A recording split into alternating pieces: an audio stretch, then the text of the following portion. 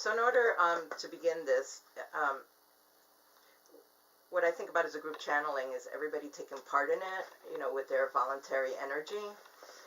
So when I work with someone individually to open their records, I ask them for their full current legal name. And so when they give it to me, it's permission so that they're parts of the records, their energy comes into this. So if you would like to be part of this, because I don't know if at some point, I'm usually about giving people specific individual information, but I don't know in the group channeling if that's going to happen. So if you would like to at this point, I know it's going to sound like a big mumble, but if everybody, I'm gonna say the words. I asked the Akashic Records for, and when I say for, if everybody would like to say their current complete name, current first name, middle name, if there is one, current last name, like as it would be seen on a document, like tax records or something. It's going to go on your shield, though. Just as long as no social security. No, it's just the name. Just mumble it to yourselves. If everybody mumbles it, you don't have to. It's not one at a time. It's everybody mumbling it at the same time, including myself. So don't just hear a big mumble. So I'm going to begin. So I asked to open up the Akashic Records for Brenda Seldin. And I just heard the response. The records are now open. Okay, so I asked today for what is the spiritually right, perfect message to come through today, and with the permission of the people here, if there are any specific messages for them, may it be channeled through me so I can give it to them from their guides to them. We are here today to welcome you to this channeling. This human known as Brenda has many abilities, and I'm just going to interject to say that I get images overlaid with energy, so when I'm a little bit trying to find words is because I've just gotten an image and I have to find the words for it, so I apologize for that. This human has fear of speaking in public. Please allow her time to adjust her energy so that it may flow in this channeling. We will help her with this. We have seen that human beings have taken their time to evolve. We have allowed you to act like children throughout your history. There is much fighting amongst yourselves. We of the communion or the collective, that is those of us in the cosmos that have come together as peacekeepers, have known that it has come the time to intervene, to advise, to ask humanity to rise up to their highest potential, to raise their spirits to the point where they can join the cosmic collective. Be aware that Earth is on a time shift. The present time has been allowed to exist. We of the collective no longer adhere to what you call the physical laws of science. Your terms, such as gravity, do not have meaning for us. We no longer wear skins, physical bodies. Therefore, we have the ability to travel throughout the time-space continuum and outside of the time and space continuum. This human known as Brenda has been our representative on this planet. She is but one of a small group that we have chosen to speak for us. We are known as the Travelers. We are a collective of beings that have been coming to this planet for the last 26,000 years. We have seen much of your history. We have seen moments of great spiritual light. We have seen many more moments of darkness. We say that it is time. We see that the time shift, and by time shift, we mean what you call your physical laws of nature, is shifting such that there is now an intersection open to you where the physical can meet the non-physical, where you may be able to travel through the dimensional time shifts that exist. The linear idea of past, present, and future will no longer apply in the future, in your future. Although by your future we mean not immediate future, but farther future. You will have the choice of releasing your skins and of being beings that travel and voyage throughout the stars. And when that time comes, we will meet with you. As such, at this time, we come through in vessels that hold our consciousness. This human known as Brenda has use of equipment in which we are able to show ourselves. We have given her permission to be our representative and begin to speak about our existence. We hope that it can be done in such a manner as to cause comfort in the minds of humans. We do not wish humans to be afraid nor to react with violence. We are here as advisors, and in time we will be offering tools of evolution to be used for the benefit of this planet and all its beings. As travelers, we have seen many worlds, all of varying stages of development. In our own history, though ancient it may be, we too have had to go through the different stages of development to reach this point of peace and equanimity amongst ourselves. We work as a group consciousness. Although we are not ruled by a single mind, we have agreed to release our own individual desires for the greater good.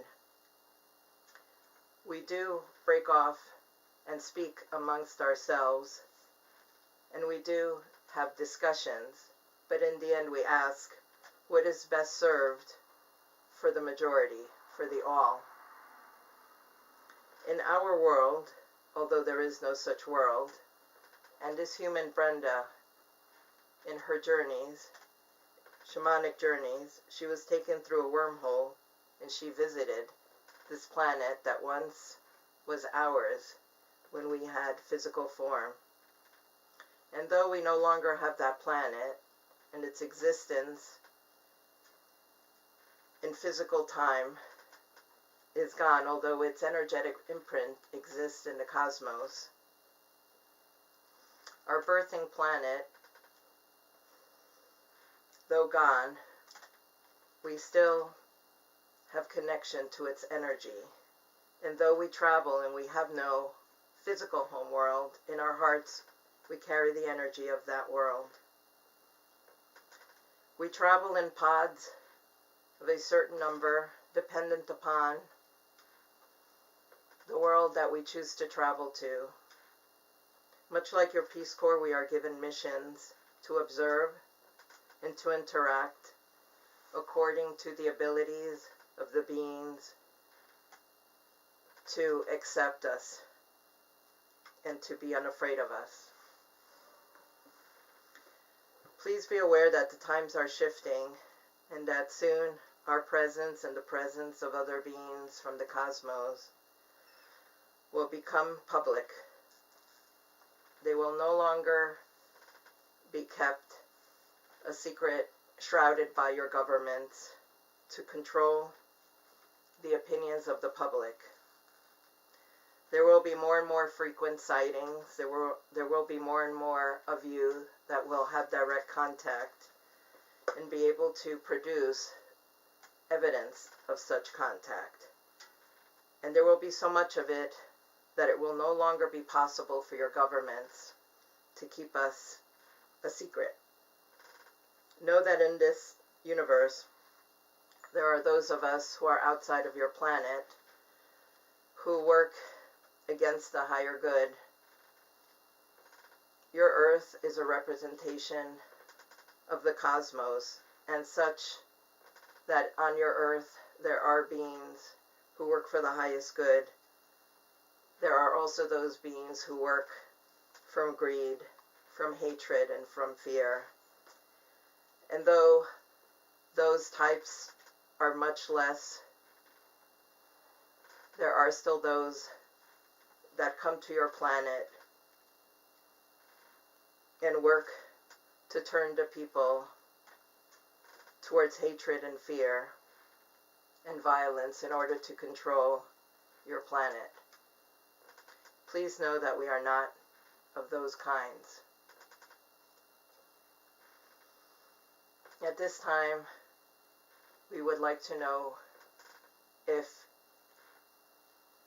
you have any questions for us, and this human Brenda will relay it to us and we will answer.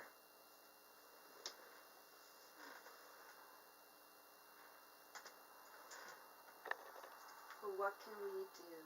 Can I ask a question? Yes. So what can we do to what are some suggestions of how we can help the process of evolution that's going on in the planet? You may want to repeat that question.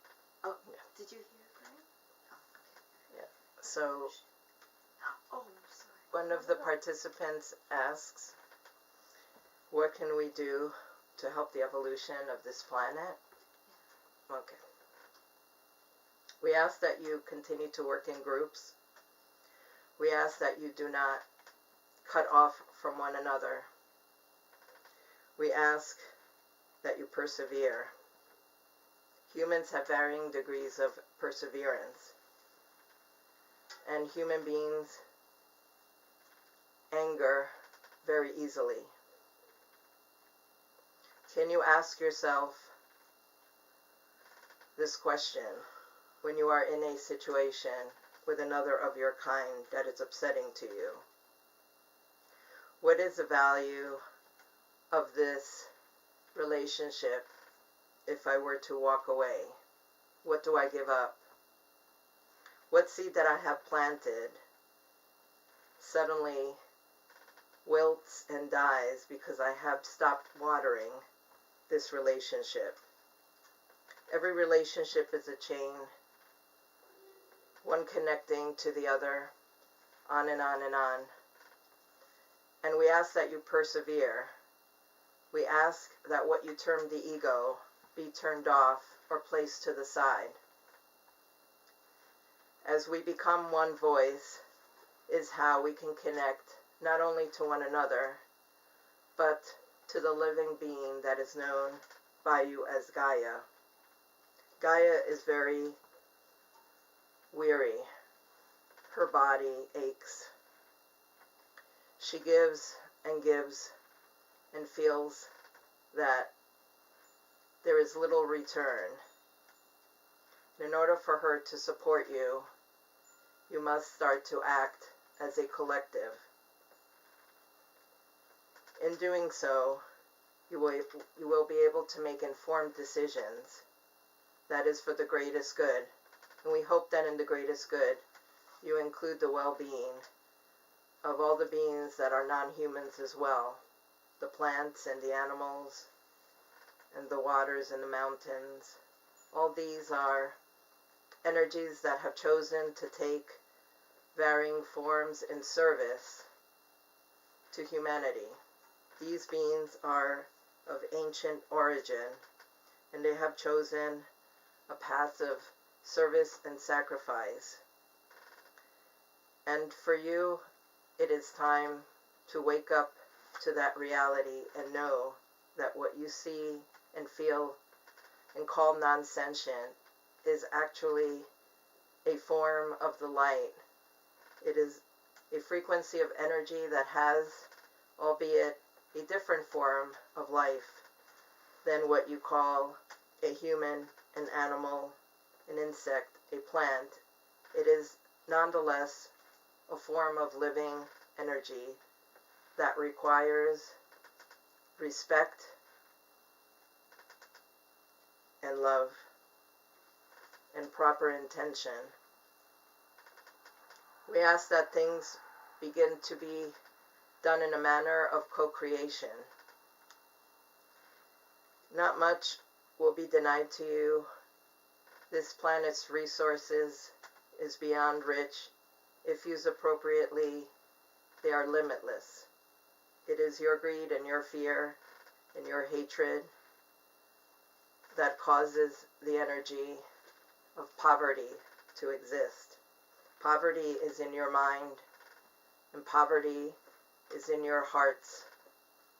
The poverty of your hearts is this limiting love that can only reach so far beyond you, when in fact it is what helps the cosmos to turn. We hope that you will join us and persevere in creating deeper and multiple relationships that you water every day with your love, just as you water your garden. Thank you. Does anybody else have any other questions?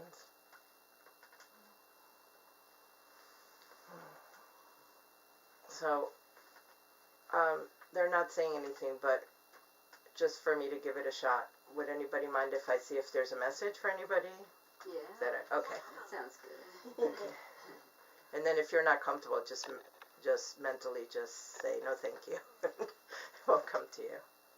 Although sometimes messages are meant for you, so that's just saying it's for your high school.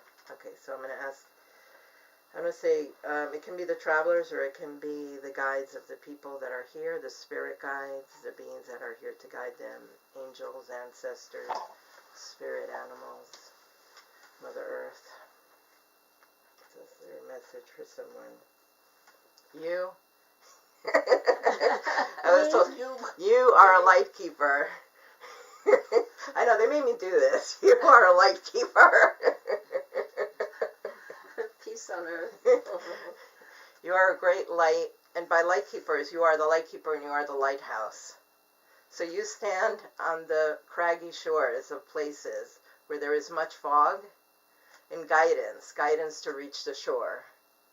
So you're already, by must is, when they say must, it's not so much in a manner of should, but since this is already your spirit mission on earth, it's kind of saying you must because it's so needed. Keep it up. You must keep it up. You must be on these craggy shores and always shining bright. And that energy, they're showing me the quality of the energy, and they want you to know something about it. Just so give me 1 minute because it's coming as an image. She is happy, and when she is happiest, she shines brightest. So when you're happiest, that's all you have to do. Then you shine, and it goes out further, and it's interesting because it's showing me, and I think we're going through this period, and it's not permanent. Nothing is permanent, but it's this craggy shore, and it's very, very foggy, and it almost seems like this gray permanent fog because it's this area where this is your specialty, to help bring those that really are stuck in the fog. Not that you live in a fog or it's your world around you. So your energy, your juice to keep it going is your happiness. So there's no other trying, there's no worries, there's no, sometimes they're showing me there's the energy of suffering, of I wish I could do more, I want to do more, or how do I bring up that extra energy? And that's not your battery. Your battery is joy and happiness. So keep your light shining, and then you're doing what you're meant to come to do. So, Alice, okay? And I hope you take this. You know that I love and admire every single animal on earth, every single insect, but sometimes, because, we have a lot of, what's the word for it? There's a sense of ego sometimes, and I'm not saying with you, but when people connect to their spirit animals, everybody wants wolf, everybody wants bear, everybody wants eagle, because we have this idea, it's this stuckness of being stuck with the surface, rather than what's inside the spirit. And so what's coming to you is, you're this wonderful little mouse, this wonderful vole, this mouse. And it's this beautiful energy of that you're small but you're powerful. And they're showing me working in the garden. And the way, there's a sense of people don't appreciate mice and what mice offer. That they have a way of just finding their way because they're so small. They actually have such a big world offered to them because they can get it anywhere. Like an elephant, really an elephant's world is very small because an elephant can't make their way through just any place. So an elephant has to stay in a certain place. So they're powerful, but they're only powerful in a certain environment, a certain setting.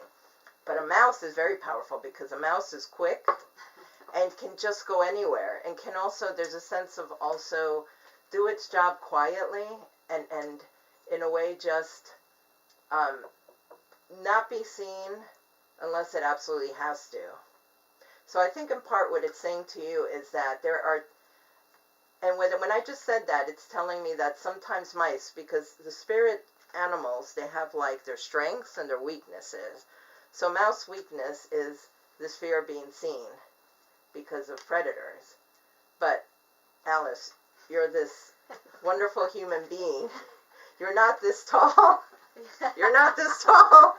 So they're asking you not to be afraid to be seen. But because you have mouse energy, you can get into whatever places you want. The world is open to you. So they want you to reach in and connect. And that energy of mouse has to do also with your garden. Like you get your energy from the earth. So they want you to use that to express your creativities and to get it out there, not be afraid to be seen. Because they want you to take the strength of mouse, which is just get in all these places. Okay. You know, and have access. Think about it. Our homes, our gardens, our buildings, you know, mice, there's really no place they don't have access to if they don't put their minds to it.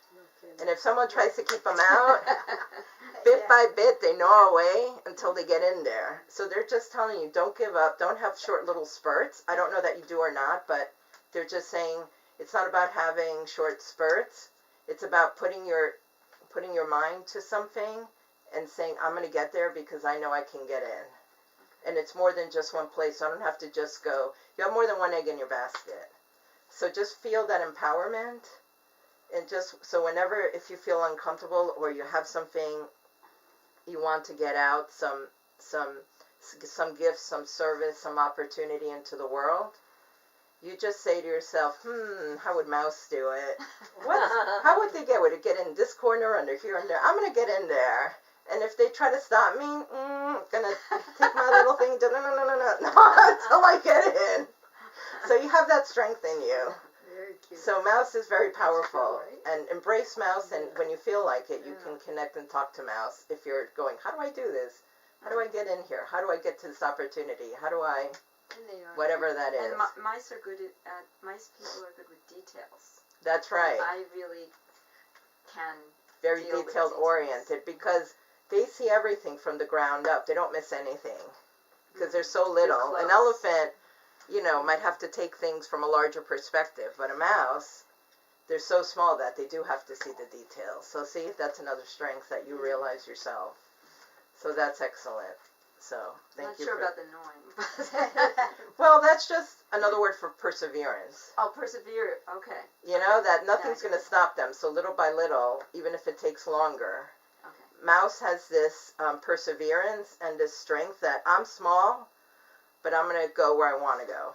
Okay. When I was younger, I used to be very good at volleyball. Yes. They used to call me Mighty Mouse. Wow. See? Mighty Mouse. All right. So you already had your totem animal unbeknownst to you. They already came to you. That's cute. Okay. So, and now for you, Gray. Okay, so I'm getting this image. And it's a beautiful image. It's this beautiful, they're representing your spirit to me. And your spirit is this beautiful orb. It's not round, but it's this just beautiful, it's kind of lima bean shaped, but it's okay. It's a lima bean shaped, beautiful white spirit light, you know, representation of your spirit. But it kind of has that, you know how a lima bean also has the shape of an unborn child? You know, like a fetus, you know, when it's very, very young and just starting. So let me continue with that, because that's at the beginning of the energy of that. And so I'm asking them, what more do they have to say to what is more of this message? Okay, they're saying you have this unborn ability to fly. So I'm taking it as two things. Unborn means you don't have to be born with it, because it's already within you. And by born, I'm feeling like they mean physical form. You know, in this physical three-dimensional earth that we've chosen to inhabit, we have to be born, and then we have to die, and then we may be born again. So unborn to me tells me it's perpetual, it's forever. It's something that's an innate part of you, that no matter how many lifetimes, what bodies you come in with, you always have it. But unborn also has this other sense for me that it's unborn in this lifetime. You have to birth it. So this idea to fly. So the thing about a newborn is that, not an unborn or a fetus, a baby in the womb, let's call it a baby in the womb, is that one feels as though, okay, the baby in the womb is just sitting there, it's just growing. But actually, and I'm not a biological mother, I'm a stepmother, so maybe those of you that have children can comment on it. But there's a sense that the unborn child is very active at times, you know, in the womb. So even though we think of it as, you know, the baby is just growing and the baby's going to be active when he or she is born, that's actually not true. And they're telling me that in the womb, the baby is doing its own work of bringing in the different energies that it needs to he or she decides what energies. What I'm being shown is that the ancestors surround the baby, and then other spirits and other spirit guides, and like the story of Jesus in the manger, baby Jesus, that all these people came with gifts for the baby. So in the womb, the baby is offered many gifts, and so the child can accept whatever gifts he or she wants to use in this lifetime. So what they're saying for you is that you still have all this potential that you've had lifetime after lifetime, and in this lifetime, and to fly, that means to reach very high heights, and it's time to birth it. And there's a sense of stillness with your energy. So now you have to shake it up. And I know that you're going through a time of transformation right now, and sometimes when we go through a time of transformation,